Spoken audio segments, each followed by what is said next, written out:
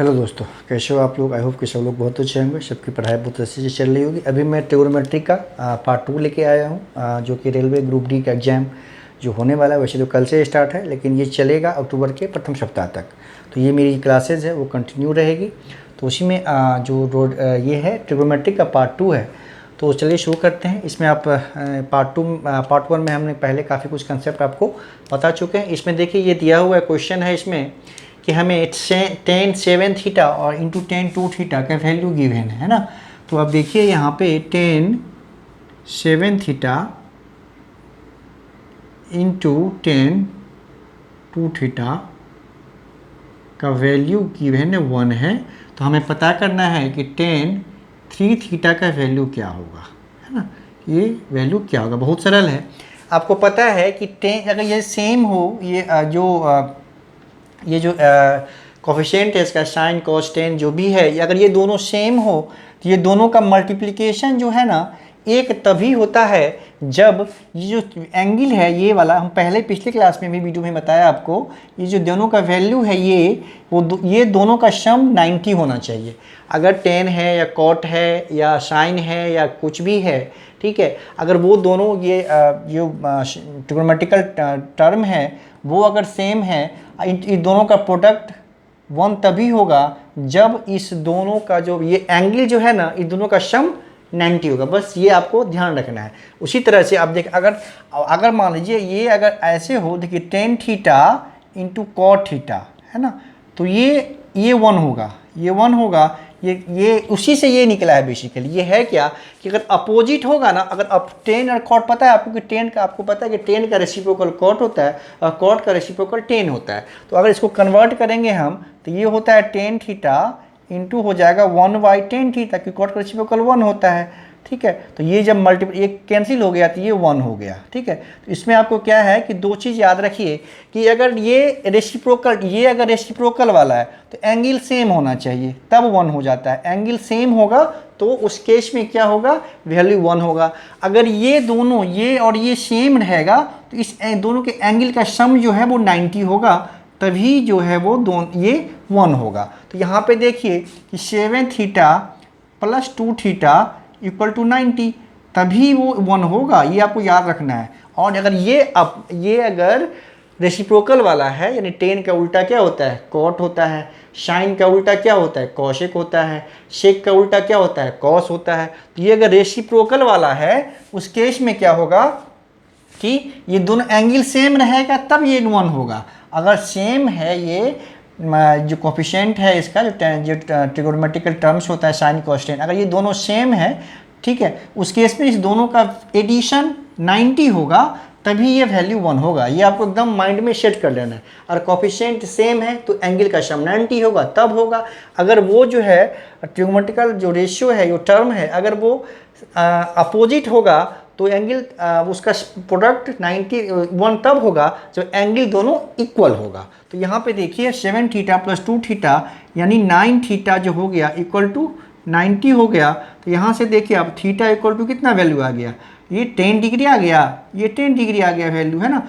अब वही यहाँ पे पुट कर देंगे हम, तो 10 ये क्या हो जाएगा, tan 3 इंटू 10 हो जाएगा डिग्री। इट मीन्स क्या हो जाएगा, tan 30। और tan 30 का वैल्यू आपको पता है कि 1/√3 होता है, 1/√3 होता है tan 30 का वैल्यू। हम पिछले वीडियो में आपको बताया भी है कि कैसे टेबल याद करना है। सिंपल, इसमें देखिए ये हमारा आंसर हो जाएगा। इसमें बहुत आसान है, याद क्या रखना है आपको कि अगर वो उसका जो कोफिशिएंट है अगर वो सेम रहेगा तो उस केस में दोनों एंगल जो दोनों अलग अलग कोफिशिएंट के साथ जो एंगल है वो दोनों का सम 90 होगा, तभी 1 होगा।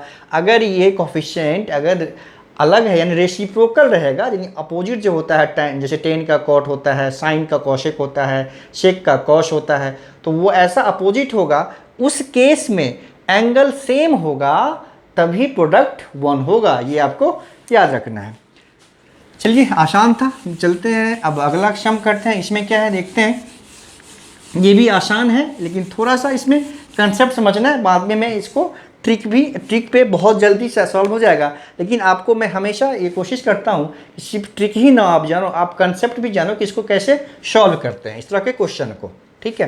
तो आप देखिए इसमें क्या है कि ये जो है आपका 5 क्वेश्चन है हमारा, ये साइन थीटा क्वेश्चन है हमारा कि साइन थीटा, ठीक है, minus cos theta equal to half दिया हुआ है। ठीक, हमें पता करना है कि sine theta plus cos theta, sine theta plus cos theta का वैल्यू क्या होगा, यही क्वेश्चन है। एक मिनट, क्वेश्चन थोड़ा सा कन्फर्म कर लेते हैं, शायद यही है। हाँ यही actually, sine theta minus cos theta equal to half, sine theta plus cos theta equal to क्या है हमें पता करना है। ठीक है, ठीक है। अब देखिए पहले इसका कंसेप्ट समझते हैं कि इसको सॉल्व प्रोसेस से कंसेप्चुअली इसको कैसे सॉल्व करते हैं। ठीक है, हमें ये पता है। ठीक है, अब देखिए आपको पता है इसको क्या करते हैं हम, sign theta minus cos theta का होल स्क्वायर करेंगे तो इधर भी हमें होल स्क्वायर करना पड़ेगा, है ना, इधर भी हमें होल स्क्वायर करना पड़ेगा। ठीक है, अब ये पता है आपको कि ए माइनस बी के होल स्क्वायर पे शिफ्ट हो रहा है ना, तो ये हो गया हमारा sine square theta plus cos square theta minus 2 sine theta into cos theta equal to हो गया आपका 1/4। क्लियर है। अब ये a माइनस बी का होल स्क्वायर आपको पता है अलजेब्रिक एक्सप्रेशन फॉर्मूला होता है a² plus b² minus 2ab, तो इक्वल टू 1/4 हो गया। अब यहाँ से देखिए इसका वैल्यू तो 1 होता है ना, हम पढ़ते आ रहे हैं कि sine square theta plus cos square theta equal to 1 होता है। ये हो गया आपका 1 minus 2 sine theta into cos theta equal to 1/4 हो गया। ऐसा हम क्यों किया अभी आपको पता चलेगा। अब देखिए हमें इसको ले जाना है उस तरफ, क्योंकि पॉजिटिव निगेटिव पॉजिटिव हो जाएगा, तो ये हो गया हमारा 2 sine theta into cos theta equal to 1। अब ये आ गया इस तरफ 1 माइनस 1/4 हो गया, तो ये हो जाएगा हमारा 4 माइनस 1 यानी 3/4 हो गया, है ना, 3/4 हो गया। अब इसको यहाँ पे हम 2 को इधर नहीं लाते, इसको रहने देते, क्योंकि ये अभी अप्लाई एज को यूज़ करेंगे हम। कैसे यूज़ करेंगे आप देखिए अभी। अब हमें पता करना है sign theta plus cos theta का वैल्यू पता करना है ना। अब देखिए sign theta plus cos theta, ठीक है, का स्क्वायर करेंगे हम, तो इसको क्या कर सकते हैं हम, देखिए sign square theta plus cos square theta, अब प्लस क्या हो जाएगा 2 sine theta into cos theta. ये क्लियर है। Sign theta plus cos theta का होल स्क्वायर हो जाएगा sign square theta plus cos square theta plus 2 sine theta into cos theta. अब यहाँ पे ये देखिए इसका वैल्यू 1 होता है, 1 प्लस यही ना है अभी 2 sine theta into cos theta क्या है 3/4, ये हो गया हमारा 3/4 हो गया। अब ये हो गया हमारा 4 3 7/4 हो गया, 7/4 हो गया, है ना। तो बेसिकली हमें sign theta plus cos theta चाहिए, स्क्वायर हटाना पड़ेगा। आपको पता है जब ऐसे हो sign theta plus cos theta तो ये हो जाएगा स्क्वायर रूट हो जाएगा इधर, तो 7 तो स्क्वायर रूट 7 ही अंडर रूट ही रह जाएगा, इसका स्क्वायर रूट क्या होगा 2 होगा, तो यही हमारा आंसर होगा, है ना, ये हमारा आंसर होगा। तो आप देखिए इसका सी वाला जो ऑप्शन है उसमें आपको दिया हुआ है कि √7/2। ये कंसेप्चुअली कंसेप्ट है, बेसिकली ऐसे सॉल्व किया जाता है, लेकिन आपको ऐसे सॉल्व नहीं करना है, बस आपको एक लाइन में इसका आंसर मिल जाएगा। वो कैसे मिलेगा मैं आपको बता रहा हूँ।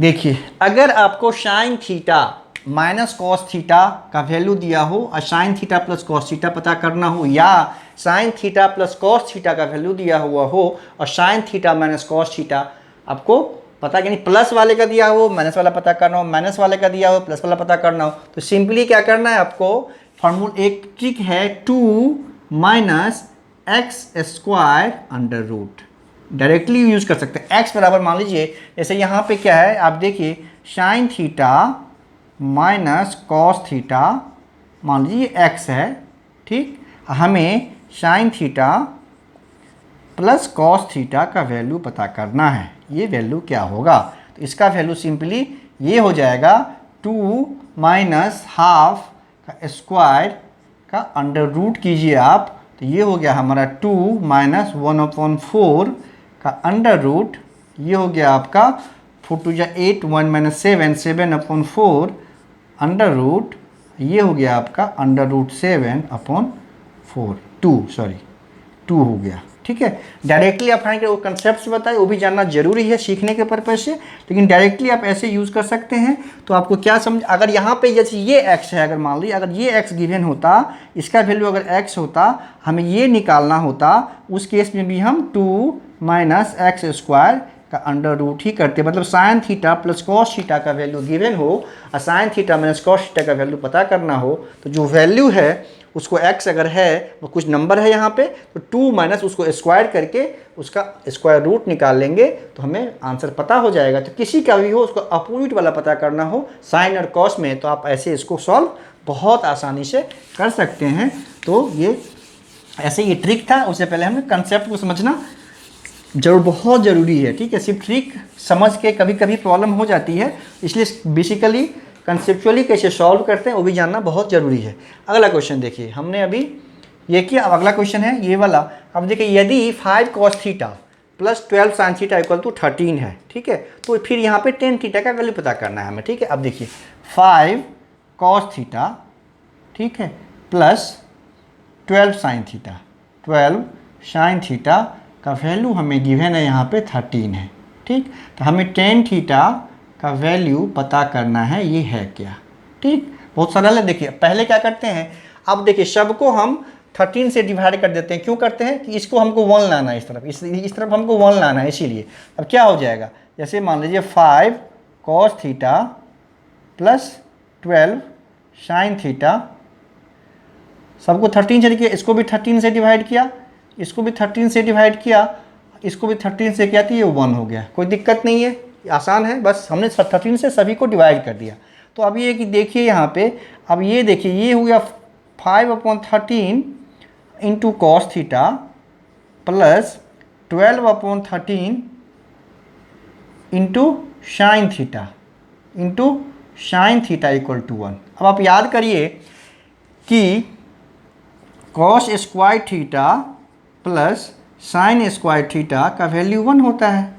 क्लियर है, हमने फार्मूला 3 फार्मूला बताया था कि बहुत यूज होगा उसका sine square theta plus cos square theta equal to 1, sec square theta minus tan square theta equal to 1, cos square theta minus tan square theta equal to 1। ये 3 formula आपको एकदम से पचा लेना है, और साथ में जो वो है जैसे sine theta equal to P/H, cos equal to B/H और टेन इक्वल टू P/B, वो वाला, और साथ में साइन कॉस टेन का 0 से लेकर 90 तक का वैल्यू, ये 3 चीज़ आपको मैंने पिछली वीडियो में अच्छे से बताया, समझाया भी है, वो आपको पहले से भी याद होगा आई होप। लेकिन नहीं याद होगा तो उसमें उसको जाके आप देख के और अच्छे से आप याद रख सकते हैं। ठीक है, अब देखिए, अब थोड़ा सा दिमाग लगाइए, इसका मतलब क्या है कि ये कॉस थीटा तो यहाँ पे है, ये साइन थीटा है, तो ये cos square theta plus sine square theta equal to 1 है, यहाँ भी 1 है। इसका मतलब क्या है, ये जो वैल्यू है वो कॉस थीटा है, ये जो वैल्यू है वो साइन थीटा है ना, तभी तो ये कॉस स्क्वायर थीटा होगा, ये साइन स्क्वायर थीटा होगा। ये कॉस थीटा का वैल्यू है तब ये cos into cos cos square होगा, ये साइन थीटा का वैल्यू है तभी ये sine into sine sine square होगा, और तब ये फाइनली 1 हो जाएगा। अब देखिए यहाँ पे, तो कॉस थीटा इक्वल टू हो गया 5/13 and sine theta equal to हो गया यहाँ पे 12/13। क्लियर है, अब आपका सॉल्यूशन मिल गया। आपको पता है कि टेन थीटा इक्वल टू क्या होता है, साइन थीटा अपन कॉस थीटा, साइन थीटा अपन कॉस थीटा जो होता है टेन थीटा का वैल्यू होता है, साइन थीटा अपन कॉस थीटा, तो 12/13 इंटू हो जाएगा तो ऊपर चला जाएगा, हो जाएगा 13/5, ये दोनों कैंसिल हो जाएगा, तो 12/5 जो है हमारा टेन थीटा का वैल्यू हो जाएगा। तो देखिए टेन थीटा का वैल्यू है हमारा, ये जो ऑप्शन है 12/5, ये वाला ऑप्शन सही है। ठीक है, क्लियर है, समझ में आ गया होगा अच्छे से। बहुत सरल है, ट्रिगोनोमेट्री एक्चुअली आसान है, एक बार कंसेप्ट समझ में आ गया, क्योंकि इसमें बहुत सारा फॉर्मूला आपको याद रखने की ज़रूरत नहीं है, रेलवे के लिए स्पेशली। ठीक है, एसएससी में थोड़ा सा ज़्यादा होता है, sign to theta tan theta वो सब भी होता है, लेकिन इसमें रेलवे में एक्चुअली बहुत सिंपल क्वेश्चन ही पूछता है। ठीक है, अब लास्ट टर्म है ट्रिगोनोमेट्री का सेकेंड पार्ट का, ये देखिए, ये भी बहुत सरल है कि ये देखिए क्वेश्चन है कि कॉट पाई अपॉन 20, अच्छा पाई का वैल्यू 180 होता है। अगर पाई कभी दिखे आपको, वो पाई नहीं है, ये पाई मतलब एंगल वाला पाई है, तो ये 22/7 नहीं है, ये मतलब 180 इसका वैल्यू होता है एंगल में।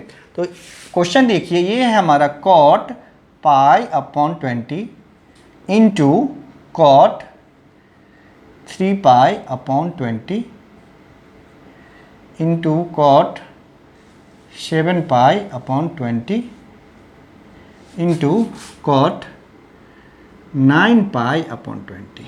ठीक है, ये क्वेश्चन है, इसका वैल्यू क्या होगा हम पता कर लें। आपको पहले से ही पता है कि जब ये फैक्टर सेम हो, कॉट कॉट हो, कॉट कॉट हो, तो क्या होगा, अगर दोनों का सम, एंगल का सम अगर 90 आ जाए, ठीक है, दो अगर जैसे दो अगर कॉट कॉट है, दो अगर वैसा ट्रिगोनोमेट्रिकल टर्म है, और अगर दो साथ में जो दो एंगल है उसका दोनों का सम अगर 90 आ जाए, तो वो उसका जो प्रोडक्ट होगा वो क्या होगा, 1 होगा। हम लोग अभी पहले डिस्कस किए हैं। तब देखिए, एक को आप समझिए cot pi 20 and cot 9 pi upon 20। ठीक है, इसको एक साथ लीजिए आप। ठीक है, और देखिए यहाँ पे ये हो गया आपका cot 3 pi upon 20 into cot 7 pi upon 20। ठीक है, ये देखिए, अब देखिए आप पाई अपॉन 20 और 9 पाई अपॉन 20, इसका वैल्यू 90 आता है। कैसे, आप देखिए पाई 20 और 9 पाई अपॉन 20 ऐड करके, जब अगर ये दोनों सेम है तो एंगल का एडिशन हो, जो अगर 90 हो गया, इसका प्रोडक्ट 1 हो जाएगा। ठीक है, अब देखिए 20 ये हो गया, अब ये हो गया हमारा 10 पाई अपॉन 20, तो 10 20 2 जा, तो पाई अपॉन 2 मतलब 90, पाई का वैल्यू 180 होता है, ये वैल्यू 90 हो गया है ना। इसका मतलब इस दोनों का प्रोडक्ट 1 हो जाएगा। उसी तरह से इसको भी करेंगे हम, तो ये भी 90 हो जाएगा। देखिए 3 pi upon 20 plus 7 pi upon 20, तो ये 20 हो गया, ये हो जाएगा 3 पाई प्लस 7 पाई 10 पाई, और ये हो गया हमारा 10 2 जा 20 मतलब पाई अपॉन 2 मतलब 90, है ना, ये हो गया 90। तो इसका भी सम 90 हो गया, इस दोनों का भी सम 90 हो गया। ठीक है, इसका दोनों का सम 90, तो इसका भी प्रोडक्ट 1 होगा। फिर 1 इंटू 1 क्या होगा, आंसर 1 होगा। तो आप इस तरह से बहुत आसानी से इसको सॉल्व कर सकते हैं। इसका भी आंसर जो है आपका डी ऑप्शन जो है आपका 1, ये इसका आंसर हो जाएगा, है ना। तो ये आपको याद रखना, कितना इसको कई बार हमने यूज़ किया है कि अगर वो साइन साइन हो, कॉस कॉस हो, या टेन टेन हो, कुछ भी हो, अगर उस केस में अगर एंगल का एडिशन अगर 90 है, तो दोनों का प्रोडक्ट क्या होगा, 1 होगा। ये आपको अच्छे से याद कर लेना है, कुछ आपको करना ही नहीं है, सिंपली आपको इतना करने की जरूरत नहीं पड़ेगी। आपको वैसे देख के पता चलेगा, पाई 20 9 पर ये तो 90 हो रहा है, यहाँ से इन दोनों को मिला के 1 हो गया। फिर इनटू ऐसे ये इसका 90 हो जाएगा, ये भी 1 हो गया, आंसर 1 हो गया। इतना करने की जरूरत ही नहीं पड़ेगी, क्योंकि मुझे समझाना था, बताना था, इसलिए मुझे इतना टाइम लगा, इतना लिखना पड़ा। और अब एक बार कंसेप्ट को समझ जाएंगे तो आपको एक लाइन में चंद सेकेंड में इस तरह के प्रश्न को आप सॉल्व कर सकते हैं। तो आई थिंक ये 2 वीडियो अगर आप अच्छे से कवर कर लेंगे तो ट्रिगोनोमेट्री से क्वेश्चन आपका नहीं छूटेगा, क्योंकि क्वेश्चन बहुत सरल पूछा जाता है। अब एक वीडियो में कोशिश करेंगे कि जो हाइट एंड डिस्टेंस से क्वेश्चन पूछा जाता है, तो एक वीडियो में हाइट एंड डिस्टेंस को कवर करने का प्रयास करेंगे। और जो छात्र कल से जिन लोगों का पेपर है, कल जिन लोगों का पेपर है, उन लोगों को मेरी तरफ से बहुत बहुत ऑल द बेस्ट। आप लोग आराम से पेपर दें, बिल्कुल भी टेंशन न रहें। आप लोग ये सोच के जाएं कि आपकी तैयारी प्रिपरेशन बहुत अच्छी है, आप बहुत अच्छा करेंगे, कॉन्फिडेंस पे रहें, बिल्कुल ही परेशान ना हो। और वैसे छात्रों से दूर रहें जो बात करें, जिनके मान लीजिए फर्स्ट शिफ्ट में, सेकेंड शिफ्ट में है, वो अगर मिलेंगे तो कोई बोलेगा 90 है, 95 किया मैंने, वैसे छात्रों से आप दूर रहें। आपको सिलेक्शन लेना है और वो उतना कट ऑफ नहीं जाएगा, क्योंकि सीटों की संख्या बहुत अधिक है, आपको पता है। और कट ऑफ जो सबसे ज़्यादा जो कट ऑफ डिपेंड करता है वो लेवल ऑफ क्वेश्चन पे, क्वेश्चन का लेवल क्या है। साथ में आप लोगों को पता है कि 1/3 निगेटिव है, तो थोड़ा सा सतर्क रहें। एक्यूरेसी बहुत मायने रखता है, क्योंकि नॉर्मलाइजेशन के प्रोसेस में आपकी जो गलतियाँ आप जितना कम करेंगे, आपको उतना ज़्यादा फ़ायदा होगा। ठीक है, जो बिल्कुल नहीं आता हो उसको अटेम्प्ट नहीं करना है। मैथ्स रीजनिंग में आपको तो पता है कि बहुत आसानी से आंसर आता है उसमें गलती होने की संभावना नहीं के बराबर होती है। अगर आपको आ रहा है तो आप करेंगे, नहीं आएगा तो आप नहीं कर पाएंगे उसको, ठीक है। जहाँ तक बात है जीके की, जीएस की, साइंस की, करंट अफेयर्स की, तो उसमें क्या है कि आप एक तो जो बिल्कुल भी जो क्वेश्चन ना आता हो उसमें ऐसा रिस्क न लें।